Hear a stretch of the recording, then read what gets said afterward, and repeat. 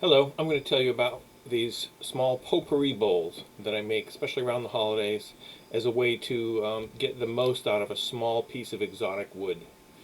These pewter lids can be picked up from Craft Supply or a couple of other suppliers for as little as $4 to $5 each. And they really dress up a small bowl and turn it into something that immediately draws the eye. And as I said, they make wonderful holiday gifts. So here's my process. So this is some of the smaller pieces of wood that I've done with these, and I basically just take some quick measurements. These things are about 3 inches. They're never the same dimension twice, and they're never perfectly round. Pewter is a fairly soft metal, so you'll have some variation. My goal is always to make sure I leave enough wood on the outside to, well, impact the design, if you will. So I take a quick measure to see how much I've got on the outside. And I assess the figure of the wood. I make a mistake here. I don't know if you can spot it, but I saw that beautiful figure at the top of the wood and forgot that, well, that'll be gone by the time I cut the hole in it. But I continue anyway. Here I'm just kind of marking out generally the shape I expect to make out of the piece. I don't always do that, but it's a good practice, especially when the piece is borderline too small for this project. I don't think I've done one of these as small as that little piece of wood. This other piece of big leaf maple I'm working on, I won't turn that in this video, but I will show the marking process. Again, I'm looking for figure. On this one, there really isn't any unique figure that's specific to a certain area. These pieces of wood are so small, I will often start the whole process between centers and not even bother with the screw chuck.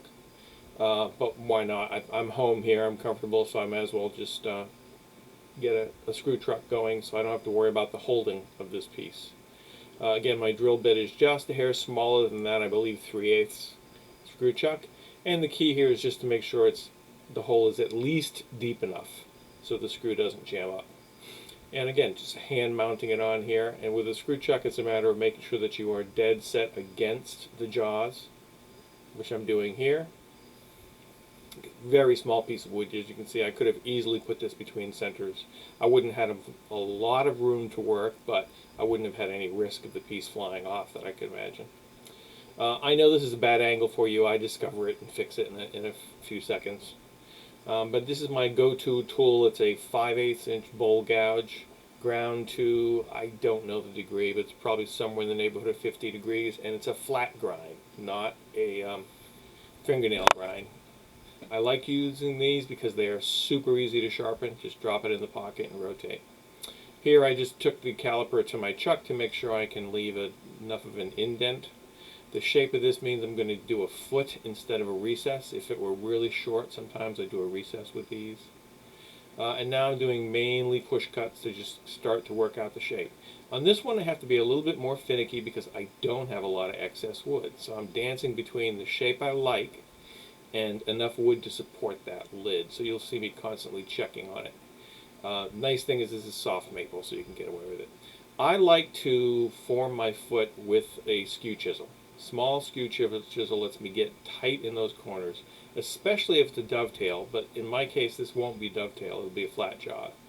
But that skew lets me work on each corner one at a time instead of trying to jam the whole thing into the opening. And again, nice clean cut every time. Now going back to just finding round on this piece. Got to get all the way to the top side. It's looking a little tall, so I'll do something with the shape at the top. These tend to look good if you go for a slightly closed form. In other words, a more spherical bowl than an open one. But I'm going to run out of wood here because there just isn't enough space. I'm even checking here and say, well, if I get enough wood to support that lid, I'm barely in that neighborhood. But I have an out. If I shorten the bowl, I will get a wider dimension that I can work with. Just more shaping. So this, I think I've gone to my Ellsworth gouge here. Once I do the rough work, I'll go to the better tool, if you will, to allow me to do a little shear scraping, a little fine tuning, get a nice clean cut. The bowl work was done with a tool that's easy to sharpen, so that this way my big Ellsworth will stay sharper longer because I'm not beating it up, chopping away big chunks of wood. I often do these projects, I discovered, when I'm actually at a market. and I have the lathe because they're quick. I can knock one of these out in well under an hour, and it's not complex to the point where I worry about being interrupted. So I got the foot formed, putting it in. This is Titan jaws, not Titan. I forget what chuck this is, but it's the talon, small jaws on a talon. Straight jaws, as you know. And with my foot, I'm just making sure it's centered. And two things there. I push in the center as I lock the jaws down. Don't rattle it, don't rock back and forth with your hand because you're more likely to get off center that way. And then you may have noticed I was just using the tool, the chuck key, rubbing against the pieces it was spinning just to confirm I was in good alignment. Now, here you see me, I was checking the width. I do not have a lot of wood to work with here. So I'm going to clear out my top surface, get that wax off, and see what I've got to work with. And I'm fairly soon going to make the discovery that I really don't have enough diameter to support that lid at this height. But there's an easy fix for that.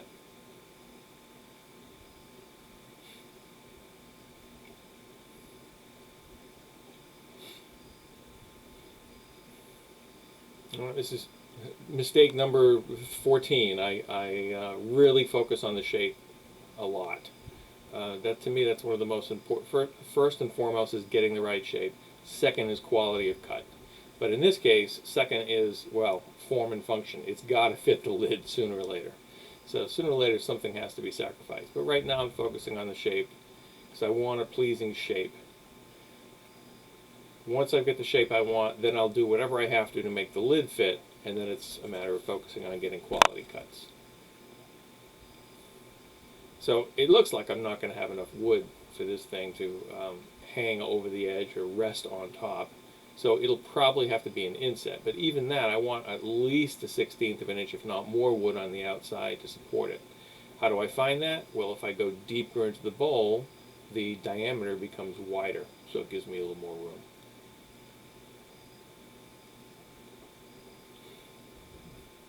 But, you know, I'm sacrificing some height of the bowl, so it forces me to reconsider some of my shape. With soft maple like this, I do find I can do a lot of this scraping, shaping, and it doesn't really do too much damage to the wood. At some point I will shift over and do a little shear scraping, especially with this big Ellsworth gouge. It's got enough shoulder that I can do that. But for me, it's a very subtle thing. I just slowly roll the tool so that I go from a scraping to an actual cutting motion. Again, I will constantly check the dimensions on these things.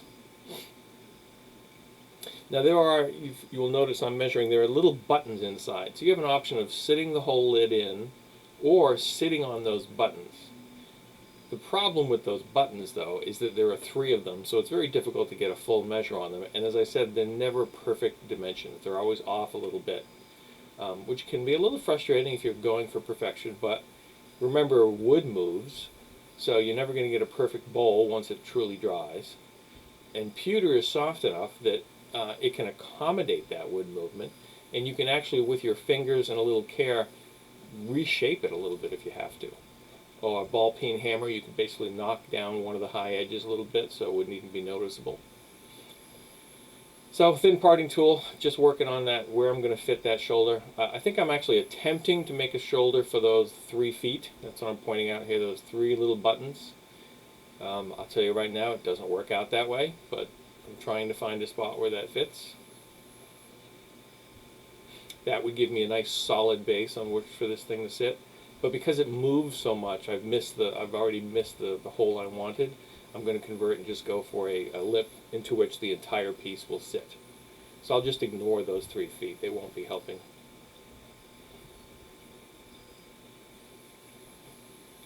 Now I do have to make sure I've cleared enough of the wood so that I can sit past those little 3 button feet. Again, I have my skew here just because it lets me work in the tightest possible corner.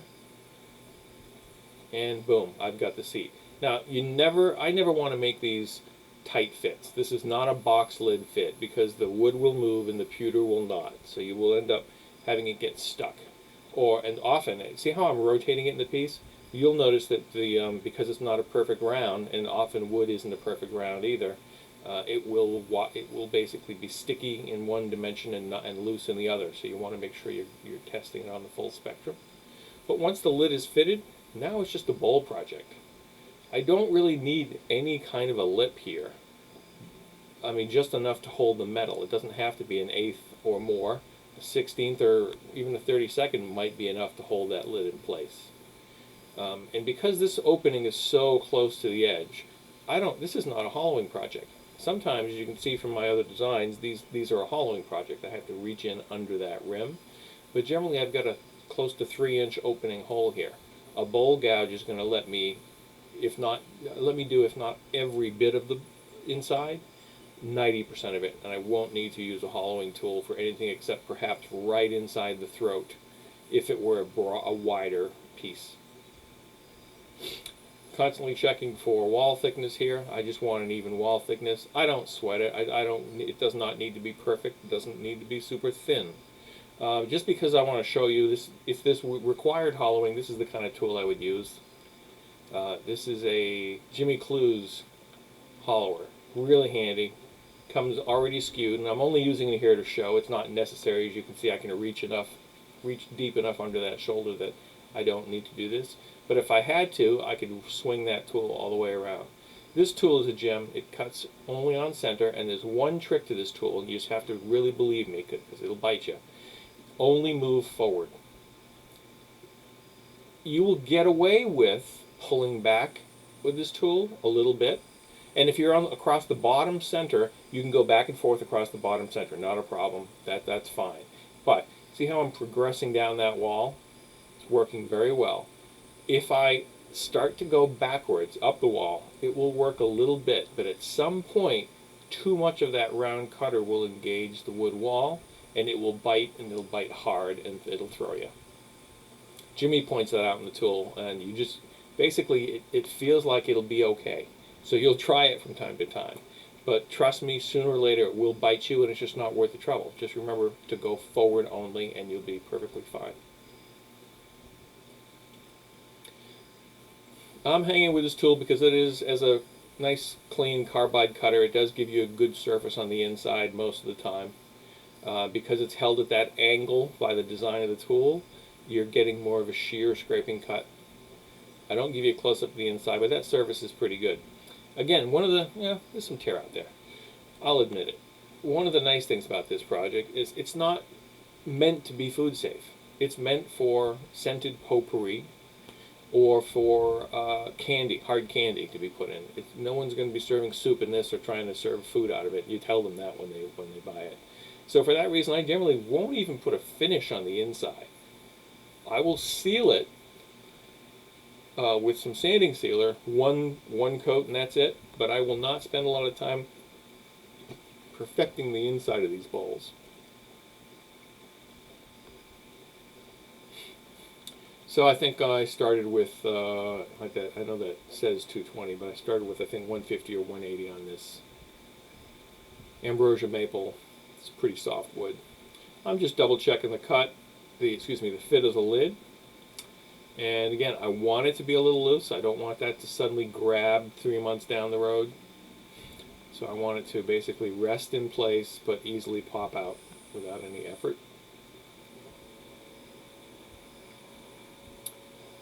And here I've got my Sealacell. I decant it into these small little bottles so it lasts a little longer. And of course the bottle gums up sometimes, but I don't use a lot. I'm hitting the outside first.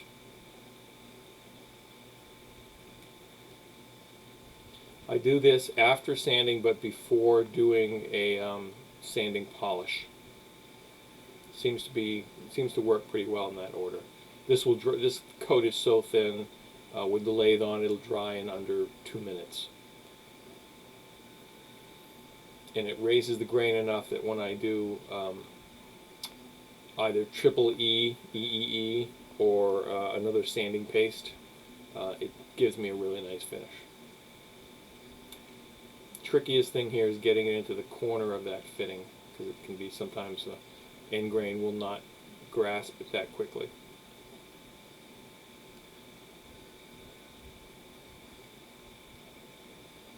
Again, this is meant to be a quick little project. If I'm spending way too long on the finishing time, it's just not worth it for me.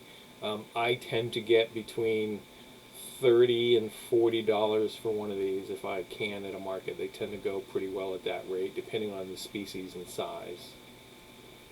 Don't charge a lot. Don't put a lot into them. As I say, that pewter lid draws the eye, and women in particular tend to find these in a stack of wooden bowls all the time. They have to pick them up. So I'm just putting a little finish on the inside. Okay, now you didn't see it, but I waited about 2 minutes, and I've gone to the, this case, I've got Axe abrasive paste. Now that wood is dry, it's not tacky. So as soon as I hit it with this stuff, it'll polish up nicely, take care of those slightly raised fibers that I've already sanded down to at least 220. I usually take these up to 300 to 400 grit sanding, depending again on the wood. Sometimes with ambrosia maple, it's really not worth going beyond 220 or 300.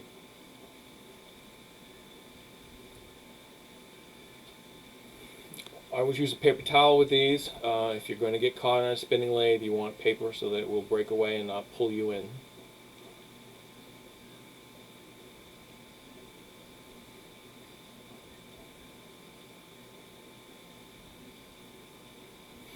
Obviously, most of this video is running at 10 times speed. I don't work this fast, even when I'm caffeinated. I do get lost in these little projects, especially if you're doing a number of them in a row. But see, I got a nice shine on that. I'm basically feeling it for any rough spots, and not feeling too many at all. Again, it's not a big bowl. I'm not going to charge a lot. I do not go after perfection here. I just want it to look and feel good. It's almost more of a feel than a look in this case. The look is going to get them to it, but it's when they pick it up and they feel the nice smooth finish, the weight of that pewter lid, that's what sells these pieces. Here's the best part of these. When you're done, you never have to worry about fancy holdings because you have made a box lid. You have a straight edge lid already that you don't even mind if you mar it a little bit. In this case, I just put a paper towel over my jaws, and I open my jaws inside the recess. It's guaranteed solid, straight holding. All I have to worry about is not, of course, cranking my jaws open against it and splitting the piece open. But that's not a lot of pressure. That was my pyramid tool. I like to use that to start and do a lot of work on the foot. Lets me get in the corners kind of like a skew at all angles. Thank you, Alan Leland, for helping me make that tool years ago. Now I'm just using a very small, I guess a 1/4 inch bowl gouge that is badly in need of reshaping. It's gotten out of hand on me, but it was little, sharp-ish and handy, so I used it. Again, there's that pyramid tool. See how it lets me work on all angles, kind of like a skew? I can get in really close. I can make those detailed grooves with it. I can do a little rounding of the foot. And I'm switching angles left and right just because I want those grooves to look purposeful, not just cuts. So by rocking it from the right and then doing it from the left, I get a nice V groove, not just a slice into the wood.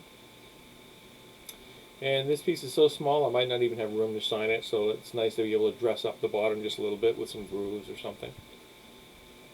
And now I'm just, again, sanding that unfinished portion on the bottom of the bowl. And I'll give it the same treatment. A little sealing. And I'll go out with the abrasive wax.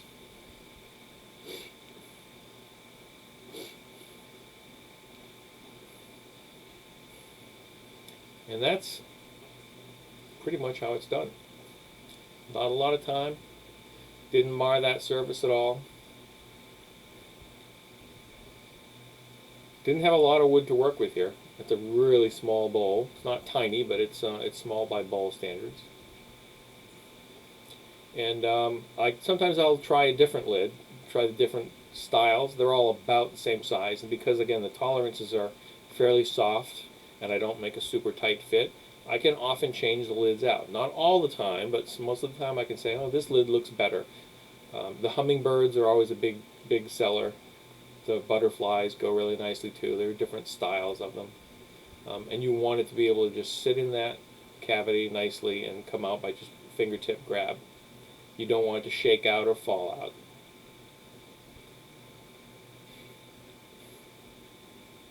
And that's the piece. I've made a bunch of them. This one, as you say, this wood was barely big enough to hold them.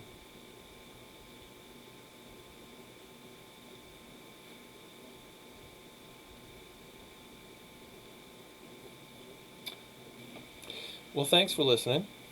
I hope you enjoyed this, and I hope you make some of these yourself.